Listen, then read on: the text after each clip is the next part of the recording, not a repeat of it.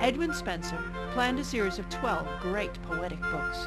He created a new form of poetic stanza with a complicated rhyme and rhythm scheme, which became known as the Spenserian stanza, just for this work.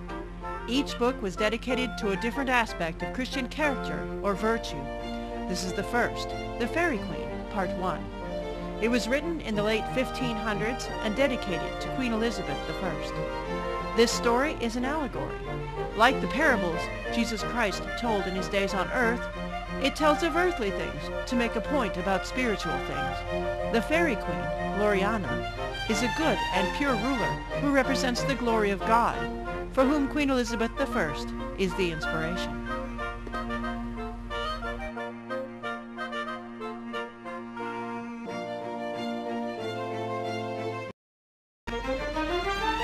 The Red Cross Knight is a young man untried in battle, but equipped with wonderful armor and a shield bearing the emblem of the cross. He represents holiness, or the process by which a young Christian matures in God's service by putting on the whole armor of God. Una is the fair maid who represents truth, and gives the knight his horse, representing the nature of man needing to be controlled, and his armor. The dragon that holds her parents captive, of course, represents the powers of evil. The magic performed in this play is presented as evil. There is violence because we are in a spiritual battle against sin and wickedness. The Palace of Pride is presented as rich and beautiful on the outside, but filthy and falling apart. Wicked people sometimes deceive Christians, and believers sometimes fall in with the wrong people. They come to harm themselves and cause harm to others, whom they are supposed to be protecting. Archimago means great magician. Duessa, whose name means two-faced, pretends to be Fidessa, which means faithful. Sans Foy, Sans Loy, and Sans Joy, evil knights who are brothers, have names meaning without faith, without law, and without joy. Spenser did not explain how the Red Cross Knight got sent on his quest in the Faerie Queene Book 1. It begins in media res, in the middle of things, like many great epic works. He intended to explain the background for the quest of the Red Cross Knight in a later book, which he never finished, but he did explain it in a letter to Sir Walter Raleigh. The court of Gloriana, Queen of Fairyland, is the site of an annual feast, where anyone may come and beg a favor of the Queen. People in trouble could find knights begging for a quest to prove their worthiness, both of them petitioning the Queen at this festival of the 12 days. The Red Cross Knight received his quest on the first day of the festival. Gloriana, the Faerie Queen, announces her annual feast of 12 days and promises to grant any request made during this time. A stranger arrives with rude dress and clumsy ways and demands to be given an adventure. The Queen agrees. Una arrives veiled and weeping, leading a lamb, symbolizing her purity and innocence, accompanied by her dwarf servant, who represents human reason, and a donkey, representing the church, carrying the knight's armor, shield, and sword. This is the armor described in Ephesians 6. She seeks a knight for a quest to slay the dragon terrorizing her parents. The stranger claims the quest. Reluctantly, they agree, and he dresses in the armor Una has brought.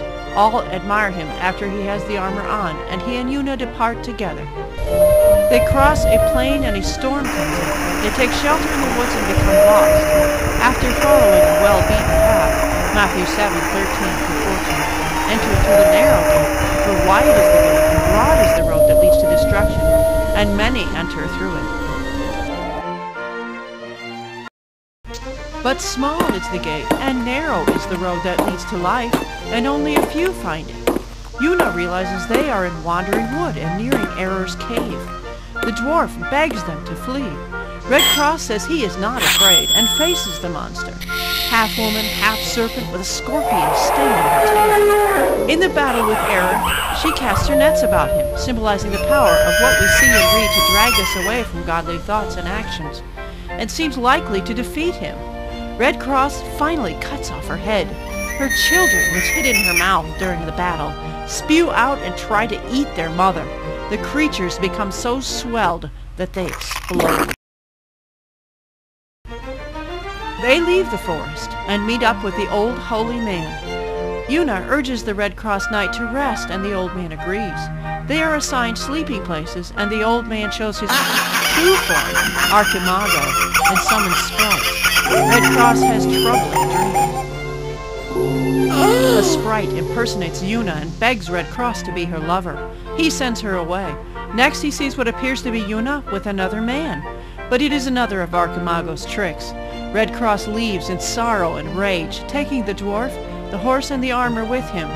Una awakes, finds him gone, and leaves with her donkey and lamb in search of him. Archimago dresses himself as the Red Cross Knight and follows at a distance. Completely deceived by Archimago, the knight wonders if perhaps there is no quest, no terrible dragon. He wonders how he can prove himself to the Faerie Queen. Red Cross rides across a field and meets Sans Foy and Duessa. He despises the cross the knight wears, and that he will fight him. The woman, who is a wicked sorceress, tries to warn Sans Foy that the knight's armor and shield have been well tested in battle. Sans Foy sees that the knight is very young and challenges him anyway. Red Cross slays Sans Foy and Duessa flees, but Red Cross catches her and reassures her that he means her no harm.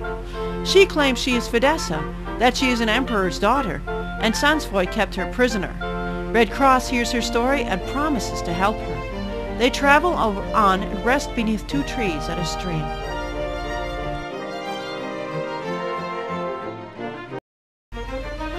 One of the trees, Fradubio, warns him about Duessa, who cursed him and his love and turned them into trees.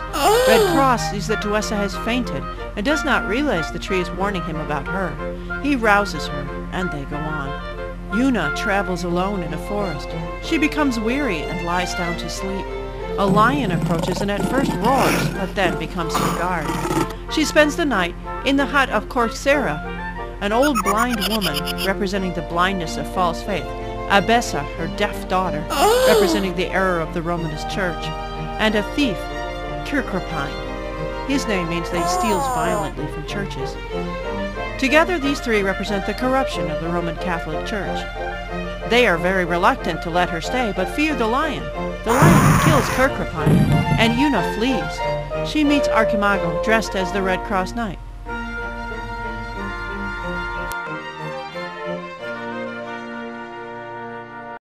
He claims the holy man told him of a quest to free imprisoned knights, which he has completed.